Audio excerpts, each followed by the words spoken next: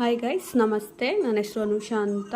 ನಾನು ಇವತ್ತಿಂದ ನನ್ನ ವೀಡಿಯೋನ ಸ್ಟಾರ್ಟ್ ಮಾಡೋಣ ಅಂತ ಅಂದ್ಕೊಂಡಿದ್ದೀನಿ. ಬೆಳಗ್ಗೆನೇ ಎದ್ದ ತಕ್ಷಣವೇ ಒಂದು 6:30ಗೆ ಎದ್ದ ತಕ್ಷಣ ಒಂದು ಬಿಸಿ ಕಾಫಿ ಕುಡಿಯೋದ್ರಿಂದನೇ ನಮ್ಮ ಅರ್ಲಿ ಮಾರ್ನಿಂಗ್ ಸ್ಟಾರ್ಟ್ ಆಗೋದು.